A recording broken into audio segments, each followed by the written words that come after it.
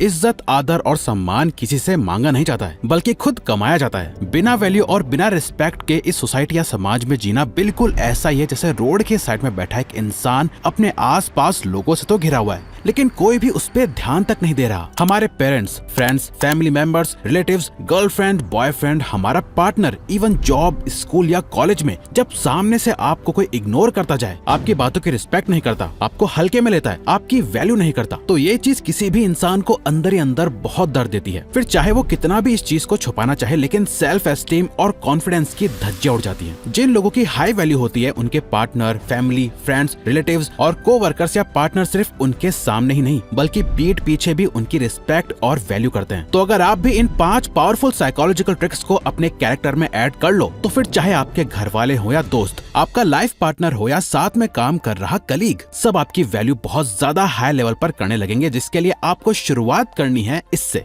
Number 1, become a person of value. लोग आपकी कितनी वैल्यू करेंगे ये आपकी सेल्फ एस्टीम से तय होता है। अच्छा, वेकअप सिड मूवी का ये सीन देखो, कैसे रणबीर कपूर की लो वैल्यू से हाई वैल्यू पर्सन बनने की जर्नी दिखाई है। तुम्हें दिखाई नहीं देता कि आज तुम एग्जाम में फेल हुए हो, कल जिंदगी में फेल होने वाले हो? नहीं दिखाई दे रहा। मेरा पहला पेचेक है आपके लिए।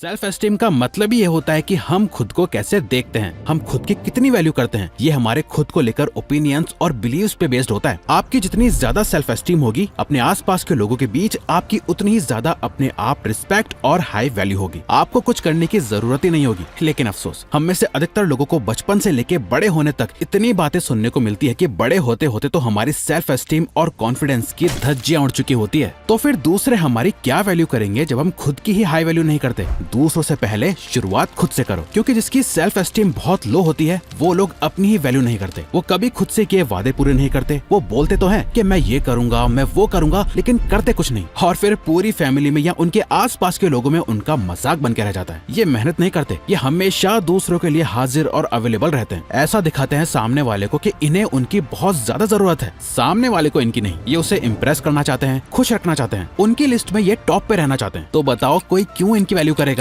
जब ये खुद की डेली लाइफ या खुद के टाइम की वैल्यू ही नहीं करते? कोई इन्हें कितना भी नीचा दिखा दे, कुछ भी उल्टा सीधा बोल दे, ये फिर भी नहीं सुधरते और उम्मीद करते हैं कि वो पर्सन मुझे रिस्पेक्ट या वैल्यू करे। इनके दोस्त इनका खूब मजाक उड़ाते हैं। इनके ग्रुप में होने या ना होने से किसी को कोई फर्क नहीं पड़ता। इन्हें बस सबसे कूल और मजाकिया दिखना होता है लोगों को इम्प्रेस करने के लिए। ऐसा इसीलिए क्योंकि ये लोग खुद को बाकियों से कम समझते हैं। इनके अंदर इनसिक्योरिटीज होती हैं। अमेरिकन पॉलिटिशियन एलेनर रूजवेल्ट ने कहा था कि no one can make you feel inferior without your consent, यानी आपकी मर्जी के बिना कोई आपकी वैल्यू नहीं गिरा सकता। अगर आपको अब तक ये लगता आ रहा है कि लोग आपकी वैल्यू नहीं करते, ऐसा इसीलिए क्योंकि आपने उन लोगों को वो सारे रीजंस दिए हैं जिसने आपकी वैल्यू को कम कर दिया है उनकी नजरों में। इसलिए अपनी वैल्यू बढ़ाने का जो सबसे पहला स्टेप है वो है कि अपनी सेल्फ एस्टीम को बढ़ाओ। इसे करने के लिए आपको कुछ बहुत बड़ा नहीं करना है, बल्कि अपने आप से सच बोलना है, अपनी कही हुई बात पर अमल करना है, अपने किए वादों को पूरा करना है, हमेशा अवेलेबल या हाजिर नहीं रहना है, परफेक्ट या अच्छा बनने की कोशिश नहीं करनी, अपनी छोटी छोटी चीजों का खास ख्याल रखना है और लोगों को ऐसा दिखाना है कि आप अपने में पूरे हो, आपको किसी की जरूरत नहीं है और आप किसी और पर डिपेंड नहीं हो, बल्कि ऐसा बनो कि लोगों को आपकी जरूरत हो, आपको उनकी नहीं। ये छोटे छोटे डिसीजंस आपकी सेल्फ एस्टीम को बढ़ाएंगे, जो डायरेक्टली आपकी पर्सनैलिटी पे दिख के आएगा और लोग आपकी वैल्यू करना शुरू कर देंगे। Number 2, don't allow yourself to be cut off. एक सबसे इम्पोर्टेंट चीज जो आपकी परसीव्ड वैल्यू को शो करती है वो ये है कि आप कैसे अपनी बात को प्रेजेंट करते हो। बहुत से लोग ये सोचते हैं कि बात करते टाइम अगर कोई और बोलने लगे तो पोलाइटली चुप होकर सामने वाले की बात सुनना एक अच्छा बिहेवियर है। तब लोगों को लिसन मोर टॉक लेस वाले कोट्स याद आने लगते हैं, जो कि इन अ वे सही है, लेकिन वो चीज यहाँ काम नहीं आती, क्योंकि ये और कुछ नहीं बल्कि उनकी वैल्यू को कम करता है। इससे वो ज्यादा अच्छे दिख के नहीं आते। जब लोग आपकी बात काट कर अपनी बात बोलने लगते हैं और आप चुपचाप सुनते रहते हो, तो ये दिखाता है कि आपको अपनी बात की वैल्यू कम और सामने वाले की ज्यादा है और सामने वाला भी आपको वैसे ही ट्रीट करता है। अब ये करने के 3 तरीके हैं। अब इस क्लिप में देखो कैसे ब्रैडली कूपर जेडन स्मिथ को बोलने ही नहीं दे रहे। That'll get you really humble How really does that keep quickly. you humble? No, the truth. Well, because people sort of often ask. अब आप जेडन स्मिथ के फादर विल स्मिथ को देखो कि वो कैसे अपनी बात कहते हैं। बाकियों से जस्ट थोड़ी सी लाउड और ऊंची वॉइस में बोलने से विल स्मिथ ने अपनी पूरी बात कह दी है। Stuff like don't they say great things about you? Will Smith, I liked him in Bad Boys, but he got some big ears. उन्होंने जो क्रैक करा और लोग उस पे हंसने भी लगे। नाउ अब रसल ब्रांड की इस क्लिप को देखो, कैसे उन्होंने सिंपली अपनी बात अपनी नेचुरल टोन में बोलते हुए पूरा कंप्लीट करा। liked your program. Okay, no, but you we're- did ask to see No, I the did, books. and I You're liked a fellow English woman, so And I we felt do- obliged. एक और सबसे powerful तरीका है, अगली बार अगर कोई बीच conversation में आपकी बात काट कर कुछ कहने लगे तो कुछ मत करो, एकदम काम रहो, 1 सेकंड का पॉज लो और फिर कहो, मैं आई फिनिश, क्या मैं पहले अपनी बात पूरी खत्म कर लूं? ये इंस्टेंटली एक हाई रिस्पेक्ट कमांड करेगा और आपकी परसीव्ड वैल्यू एक ग्राउंड कॉन्वर्सेशन में बढ़ जाएगी। Number 3, openly share your shortcomings. आपको 12th फेल मूवी का लास्ट इंटरव्यू वाला सीन याद है, जब मनोज से कहा जाता है कि इंटरव्यूअर के सामने अपने फेल होने का कोई झूठा बहाना बता देना, सच मत बोलना, लेकिन वो अंदर जाके सब कुछ साफ साफ सच सच बता देता है कि वो 12th में इसलिए फेल हुआ था क्योंकि उस साल चीटिंग नहीं हुई थी। हमारे गांव में एक नए डीएसपी सर आए थे, दुष्यंत सिंह सर। उन्होंने चीटिंग रोक दी थी और सारा स्कूल फेल हो गया था।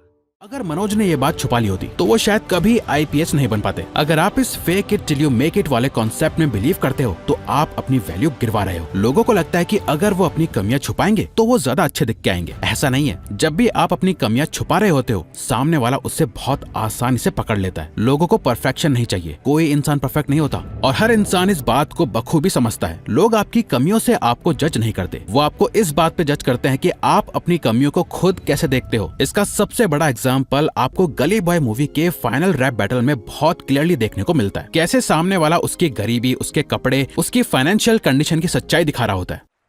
रैप गेम तेरे बस का ना, तू धोने आजा मेरे गाड़ी, दान में ले ले पैसा, जा तू ऐश कर ले भिखारी। बट रणवीर सिंह का कैरेक्टर अपनी इन कमियों को छुपाता नहीं, बल्कि उसे प्राउडली एक्सेप्ट करता है। सलाम ठोक, सर झुका, तू दुम दबा, चल रास्ता नाप ले, कपड़े सिला ले खुद के दम पे, नहीं लिए मैंने अपने बाप से। अपने सच को एक्सेप्ट करना बहुत ही हिम्मत वाला काम है और वैल्यू उन्हीं की करी जाती है जिनमें सच एक्सेप्ट करने की हिम्मत होती है। Number 4, don't apologise just to avoid conflict. आपने ऐसे बहुत से लोगों को देखा होगा, या हो सकता है कि आप खुद भी ऐसे ही पर्सन हो जिसको बहस करना पसंद नहीं, जो ज्यादा किसी से लड़ता नहीं, और जहाँ बात आगे बढ़ रही होती है तो आप अच्छा ठीक है, मेरी ही गलती है, तुम सही हो, अब बात को खत्म करते हैं, ये बोल के लड़ाई खत्म करने की कोशिश करते हो। आपको क्या लगता है इससे क्या होता है? सामने वाले की नजर में आपकी रिस्पेक्ट बढ़ जाती है। वो ये सोचते हैं कि वाह, ये कितना अच्छा पर्सन है, इसने लड़ाई नहीं करी, इससे आपकी वैल्यू बढ़ गई। ऐसा कुछ नहीं होता। इनफैक्ट सामने वाला आपको और नीची नजरों से देखने लगता है, जिसके अंदर फाइटिंग स्पिरिट नहीं है, जो डरपोक है, कुछ भी कर दो। और थोड़ी सी बहस क्या हो गई, ये खुद अपनी गलती मानने लगेगा, जिसका लोग बहुत गलत फायदा उठाते हैं। बात बहस जीतने की नहीं है, अपने आप को सही साबित करने की भी नहीं है, बल्कि अपनी बात की वैल्यू को होल्ड करके रखने की है। सामने वाला आपसे अग्री नहीं कर रहा तो कोई बात नहीं, अपनी बात की वैल्यू कम मत करो। अगर आप बार बार ये करते रहे तो आपकी किसी बात की कोई वैल्यू नहीं करी जाएगी। Number 5, compliment your competition. Psychology में एक टर्म है स्पॉन्टेनियस ट्रेट ट्रांसफरेंस, जिसका मतलब ये होता है कि आप जिन वर्ड्स का यूज करके सामने वाले को डिस्क्राइब करते हो, वो उन्हीं वर्ड से आपको भी जज करता है। एक तरफ जब आप किसी के बारे में बुरा भला बोलते हो, ये साबित करने के लिए कि आप उनसे बेहतर हो, तो होता यह कि आप खुद के लिए एक नेगेटिव इमेज बना देते हो। इसीलिए लोग ऐसे लोगों की वैल्यू नहीं करते जो किसी वेटर या ड्राइवर से बदतमीजी से बात करते हैं, क्योंकि आपके उस बिहेवियर से आपकी ही पर्सनैलिटी दिख के आ रही होती है। जैसे कि आप इस एग्जाम्पल में देख सकते हैं। जॉर्डन पीटरसन, जो कि खुद बहुत ही हाईली रिलीजियस पर्सन है, वो एथिज्म के बारे में क्या कमेंट्स कर रहे हैं। Because you could say in some sense there's been 300, 400 years of brilliant scientists who've been doing nothing but laying the foundation for. जब भी आपके सामने कोई आपको किसी से कंपेयर करे तो अपने आप को उससे अलग मत दिखाओ, न ही सामने वाले में कोई कमियां गिनवाओ। जैसे फॉर एग्जांपल, आपकी फैमिली में आपके ही किसी कजन की अच्छी जॉब लग गई या पढ़ाई में वो अच्छा है, जिससे इनडायरेक्टली आपको कंपेयर करा जा रहा हो, तो ऐसे टाइम जब आप उसकी तारीफ करोगे कि हाँ वो मेहनत करता है, अच्छी बात है, I am very happy for him, ये आपकी वैल्यू को और बढ़ाएगा और आपके इन्हीं वर्ड से लोग आपको भी हार्ड वर्किंग पर्सन की तरह देखने लगेंगे, जो कि एक इनसिक्योर पर्सन नहीं है, जिसका कोई भी कॉन्फिडेंस या वैल्यू गिरा नहीं सकता है उसको किसी और से कंपेयर करके। तो अगर आपको ये वीडियो अच्छी लगी तो वीडियो को लाइक और चैनल को सब्सक्राइब करके हमें सपोर्ट करो और बेल नोटिफिकेशन ऑन कर लीजिएगा ताकि आप आने वाली वीडियोस मिस न कर पाओ। Thank you for watching.